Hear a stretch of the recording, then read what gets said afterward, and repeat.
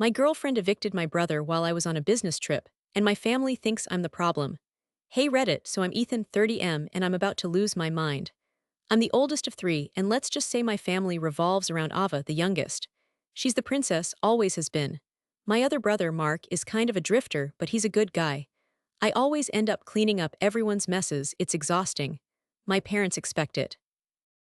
Now this? I've been with my GF, Serena, for a while and things have been tense. She hates how much I help out my family, especially Mark, who was crashing at my place. This whole situation is a nightmare. I'm starting to think Serena is straight up toxic. I don't even know where to start. Should I dump her? Am I overreacting? This is gonna be a long one, so I'm on this business trip, right? Important meeting, trying to close a deal that could change everything for me. I'm stressed, calling Mark to check in, make sure he's not burning the place down. No answer, call again. Nothing. Then I get this text from him, dude, what the hell, I'm at a shelter. Serena KICKEDME out. My stomach dropped. I felt like I was going to be sick. I called him immediately. He was hysterical. Turns out, while I was slaving away trying to build a future, Serena packed all his stuff, changed the locks, and had him escorted out by building security. He had nothing. No wallet, no phone, thank God for burner phones, nowhere to go. She literally threw him out on the street like trash. I saw red. I called Serena, shaking so bad I could barely hold the phone.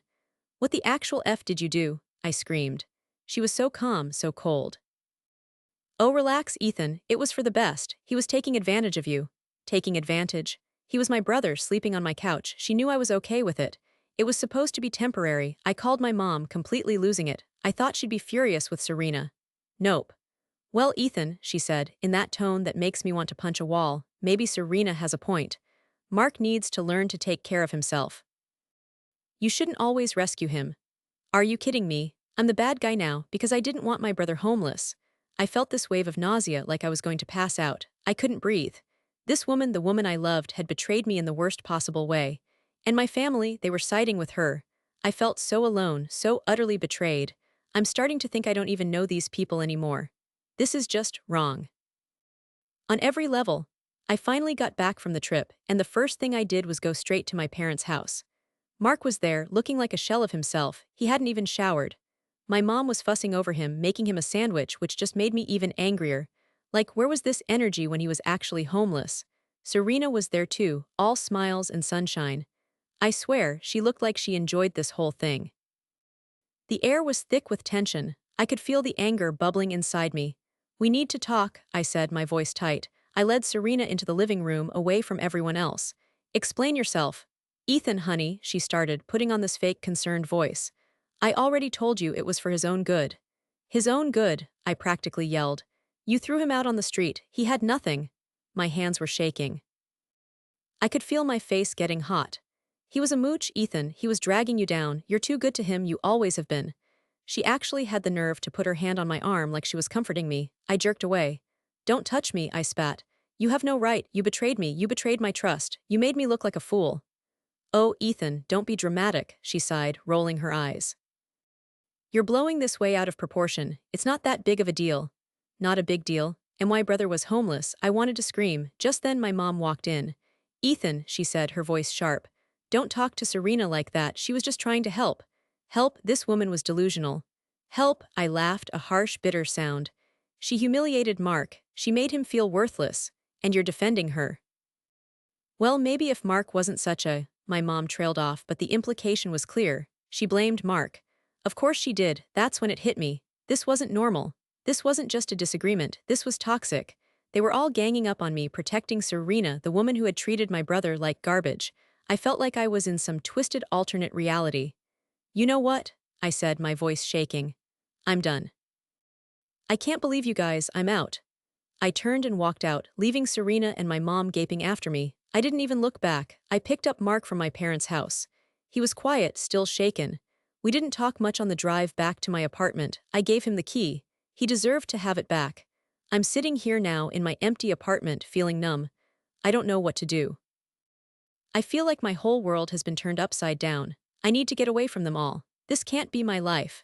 A week later and things have gone from bad to worse. I thought walking out would make them see reason, make Serena see reason. Nope, they've doubled down on the crazy. My mom called me yesterday, crying, saying I'm tearing the family apart.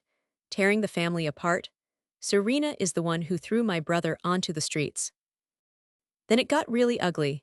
My Aunt Carol, who I haven't spoken to in years, messaged me on Facebook. She went off calling me a selfish, ungrateful brat for treating Serena so poorly. Apparently, Serena called her, sobbing, painting herself as the victim. Victim? This woman is a master manipulator. Ethan, Aunt Carol wrote, Serena is a saint for putting up with you and your dysfunctional family for so long. You should be thanking her, not treating her like this. Thanking her? For what? Making my brother homeless. I'm seeing red just thinking about it. And then the kicker, my dad called. He actually threatened to cut me off financially if I didn't apologize to Serena and make things right. I was speechless. Dad, I finally managed to choke out. Are you seriously defending her? After what she did to Mark? Mark needs to grow up, Ethan, he said, his voice cold. Serena was right to put her foot down. You're enabling him. Enabling him. By letting him sleep on my couch for a few weeks. Are you kidding me? This is insane. They're all insane. I'm starting to think I'm the only sane one left. This whole thing is affecting my work too. I can't concentrate. I'm constantly on edge, waiting for the next attack. I messed up a presentation today, big time. My boss pulled me aside, concerned. I couldn't even explain what was going on. I just mumbled something about family issues. I feel like I'm falling apart. I can't sleep. I can't eat. I'm a mess. And it's all because of Serena. She's poisoned my entire family against me. I'm starting to realize I can't just walk away. I need to fight back. I need to expose her for the manipulative, lying person she is. I don't know how yet, but I'm going to figure it out. This can't go on. I have to do something. I finally broke down and told Ava everything. I was hesitant at first, you know. She's always been Team Serena. Always giggling with her, going shopping, the whole 9 yards. I figured she'd just parrot the same crap my parents were spewing. But I was desperate. I needed anyone to see things from my perspective, so I called her, told her I needed to talk. We met at this little coffee shop near her apartment. I was a nervous wreck, pacing back and forth outside until she showed up. Ethan, what's going on? She asked, looking concerned. I guess I looked as bad as I felt. I took a deep breath and spilled everything. The eviction, the lies, the gaslighting, my parents' insane reaction, the threats, everything. I even told her about Aunt Carol's message and my dad threatening to cut me off. By the time I was finished, I was shaking. Ava's jaw dropped. She stared at me, eyes wide like she'd seen a ghost. He did what? She shrieked. Dad threatened to cut you off, because of Serena, I nodded, feeling this weird sense of relief. Someone finally believed me. Ethan, she said, her voice soft now, full of this, understanding I hadn't heard from anyone in weeks. I had no idea. I mean, I knew Serena could be a bit much sometimes, but this is insane. Then she said something that completely changed my perspective. You know, she started, hesitantly, Serena has always been kind of weird about your relationships. With me, with Mark, even with Mom and Dad. I frowned. What do you mean? Well, she continued, she always had these little comments, these subtle digs. Like she'd say things like, your mom is so overbearing, or Mark is such a drain on you, or even, your family is so dramatic. I just brushed it off at the time, thought she was just being, Serena. But now I'm starting to see a pattern. A pattern, holy crap. Ava went on, she always steered you away from us. Remember that time we were supposed to go to the beach with Mark and she suddenly got sick? Or when she convinced you to skip Dad's birthday dinner because she had reservations somewhere? It's like she was systematically isolating you from everyone you cared about. It was like a lightning bolt. Isolating. That's exactly what she was doing. She was creating this wedge between me and everyone else, making me more dependent on her. It was so insidious, so calculated, I never saw it, I was so blind. I felt this wave of nausea wash over me. It wasn't just about the eviction anymore, it was about control. Serena wanted to control me, to have me all to herself, and she almost succeeded. Oh my God, I whispered, my voice shaking. You're right, she was manipulating me. Ava reached across the table and took my hand. Ethan, she said, her voice firm, you're not crazy, you're not overreacting, she's toxic, you need to get away from her. Hearing those words from Ava, from my sister, was like a weight being lifted off my chest. I wasn't alone anymore. Someone finally saw me, someone finally validated my feelings. I started to cry, right there in the coffee shop. I didn't even care, I just let it all out. That conversation with Ava was a turning point. It was like I finally woke up from a bad dream. I realized I wasn't the problem. Serena was the problem. And I knew right then and there that I had to fight back. I had to expose her for who she really was, for myself, for Mark, for my family, for everyone she'd ever manipulated. This was war. I was packing up Serena's stuff, trying to just get it over with.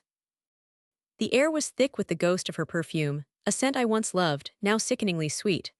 I was just shoving clothes into boxes, not really looking at anything when I saw it. A small, leather-bound journal tucked away under a pile of sweaters. It wasn't mine. It was hers. Now, I'm not the type to snoop, but something told me I needed to see what was inside. My hand trembled as I opened it. The first few pages were just mundane stuff, work complaints, grocery lists. Then I saw my name, and Mark's. My blood ran cold. She wrote about Mark, calling him a leech, a parasite, a burden. She called me naive, pathetic, easily manipulated. She detailed in excruciating detail her plan to get rid of him. She even wrote about how she'd timed it with my business trip so I wouldn't be there to stop her. The cold, hard truth. Staring me in the face. Then came the really twisted part. She wrote about how she planned to use this whole situation to isolate me from my family. They'll see him as the problem, she wrote, and Ethan will need me more than ever. It was all there in black and white. Her twisted, manipulative game plan. I felt a surge of rage, so intense I thought I might actually pass out. This wasn't just a misunderstanding. This was a betrayal of epic proportions. She didn't just evict my brother, she orchestrated this whole thing to control me. The room started to spin. I felt hot then cold. My hands were shaking so bad I could barely hold the journal. I had to sit down. I felt like I was going to be sick. I wanted to scream. I wanted to break something. But then something shifted. The rage didn't disappear, but it morphed into something else. Resolve. I wasn't a victim anymore, I was a survivor. This journal, this disgusting, twisted confession was my weapon. I was going to expose her. I was going to show everyone what she really was. I closed the journal, took a deep breath, and made a decision. This was it. No more Mr. Nice Guy. No more second chances. No more letting her manipulate me and my family. I was taking my life back. And Serena, she was going down. Okay, Reddit, buckle up. This isn't just a rant anymore, this is a game plan. After finding that journal, I knew I couldn't just let this go. I needed hard evidence. Proof that would shut Serena and my delusional family down. I went full on Sherlock Holmes. First, that journal, gold. I made copies of every single page, highlighting the most damning parts. Then I tucked the original away in a safe place. Safety first, people. You never know what a crazy person will do.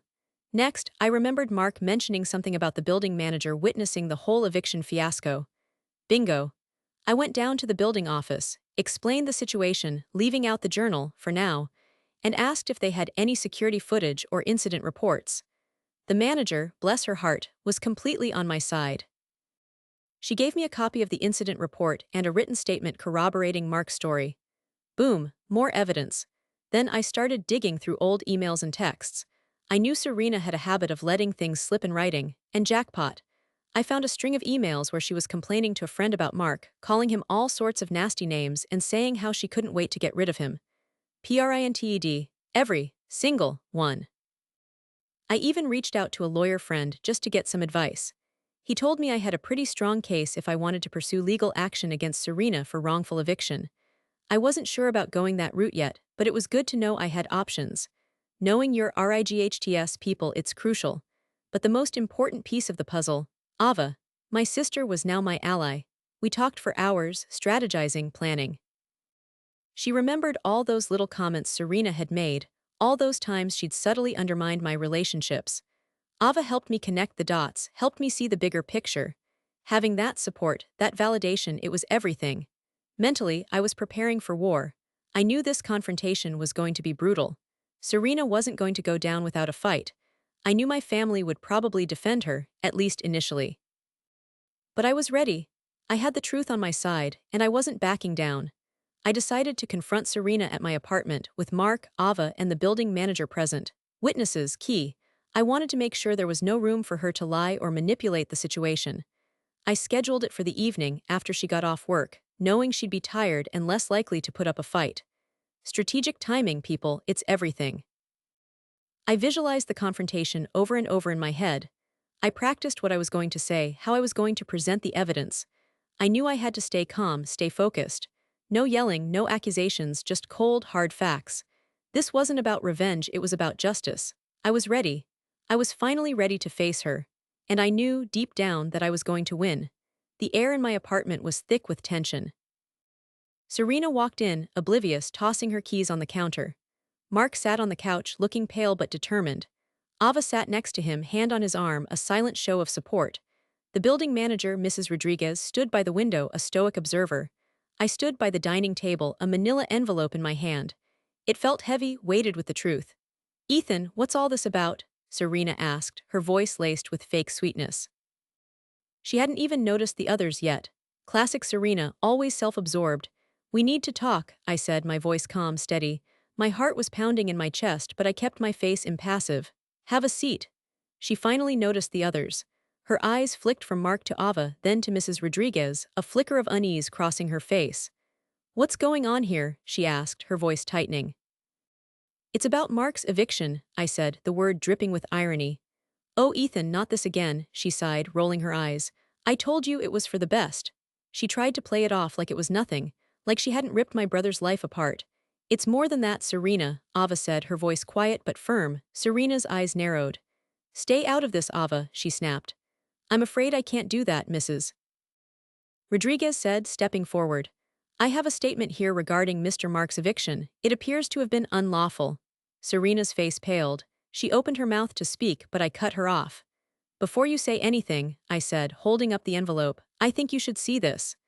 I slid the envelope across the table towards her. She opened it hesitantly, pulling out the copies of her journal entries. Her face went from pale to ashen as she scanned the pages. The blood drained from her face. She looked up at me, her eyes wide with panic. Where did you get this?" she stammered. "That's not important," I said, my voice cold. "What is important is what's written here. Your plan to get rid of Mark. Your plan to isolate me from my family. Your twisted, manipulative game plan." She looked around the room, her eyes darting from person to person, searching for an escape. There was none. She tried to deflect. This is taken out of context," she sputtered. "You're twisting my words." "Am I?" I asked, pulling out the printed emails. "What about these, where you call Mark a leech and a parasite, where you brag about manipulating me?"